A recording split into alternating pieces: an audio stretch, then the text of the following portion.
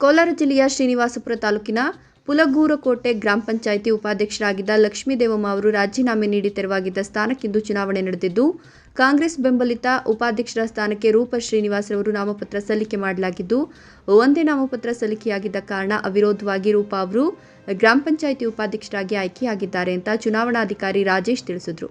ನೂತನ ಉಪಾಧ್ಯಕ್ಷರಿಗೆ ಕಾಂಗ್ರೆಸ್ ಪಕ್ಷದ ಮುಖಂಡರು ಶುಭ ಕೋರಿದರು.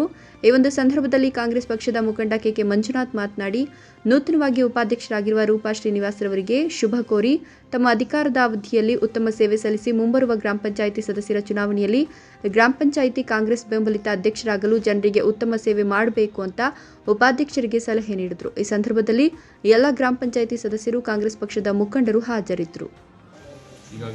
ಕೋಲಾರ ಜಿಲ್ಲೆ ಶ್ರೀನಿವಾಸಪುರ ತಾಲೂಕು ಪುಲಗೂರು ಗ್ರಾಮ ಪಂಚಾಯಿತಿ ಉಪಾಧ್ಯಕ್ಷರ ಸ್ಥಾನಕ್ಕೆ ಎರಡನೇ ಅವಧಿಯ ಚುನಾವಣೆಯಲ್ಲಿ ಈ ದಿನ ನಡೆದಿದ್ದು, ಸದರಿ ಚುನಾವಣೆಯಲ್ಲಿ ಜಿ ರೂಪಾರವರು ಅವಿರೋಧವಾಗಿ ಉಪಾಧ್ಯಕ್ಷರ ಸ್ಥಾನಕ್ಕೆ ಆಯ್ಕೆಯಾಗಿರುತ್ತಾರೆ. ಗೊತ್ತುಪಡಿಸಿದ ಅಧಿಕಾರಿ ಆದಂತಹ ಶ್ರೀ ಸಹಾಯಕ ನಿರ್ದೇಶಕರು ಸಮಾಜ ಕಲ್ಯಾಣ ಇಲಾಖೆ ರಾಜೇಶ್ ಆದ ನಾನು ಫಲಿತಾಂಶವನ್ನು ಈ ಮೂಲಕ ಘೋಷಿಸುತ್ತೇನೆ. ಈ ಒಂದು ಚುನಾವಣೆಯನ್ನು ಯಶಸ್ವಿಯಾಗಿ ಮಾಡಿಕೊಟ್ಟಿರುವ ಎಲ್ಲರಿಗೂ ಧನ್ಯವಾದಗಳು.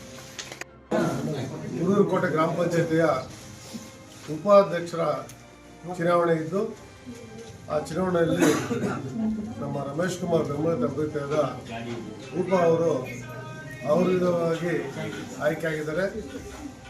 ಅವ್ರಿಗೂ ಮತ್ತು ನಮ್ಮ ಗ್ರಾಮ ಪಂಚಾಯತ್ ಸದಸ್ಯರಿಗೂ ಶುಭ ಕೋರುತ್ತಾ, ಮತ್ತು ಏನು ರೂಪಾ ಅವರು ಉಪಾಧ್ಯಕ್ಷ ಆಗಿದ್ದಾರೆ, ಅವರು ಮುಂದಿನ ವರ್ಷದಲ್ಲಿ ಏನು ಚುನಾವಣೆ ಬರುತ್ತೆ, ಗ್ರಾಮ ಪಂಚಾಯತ್ ಚುನಾವಣೆ, ಆ ಚುನಾವಣೆ ಗಮನದಲ್ಲಿ ಇಟ್ಕೊಂಡು ಎಲ್ಲ ಊರುಗಳಲ್ಲಿ ಮೂರು ಸರಕುಗಳಾದ ನೀರಾಗಲಿ, ರಸ್ತೆ ಆಗಲಿ, ದೀಪ ಆಗಲಿ ಎಲ್ಲನೂ ಪರಿಶೀಲನೆ ಮಾಡಿ ಎಲ್ಲಿ ಸಮಸ್ಯೆ ಇದ್ರೆ ಅಲ್ಲಿಗೆ ಹೋಗಿ ಅವರು ಅವ್ರ ಸ್ವಂತ ಅವರೇ ಭೇಟಿಯಾಗಿ ಅದನ್ನು ಬಗೆಹರಿಸ್ಕೊಡ್ಬೇಕಂತೇಳಿ ಹೇಳ್ತಾ, ಅದೇ ರೀತಿ ನಡ್ಕೊಂತ ನಮಗೆ ಆಶಾಭಾವನೆ ಅವ್ರ ಮೇಲೆ ಇದೆ.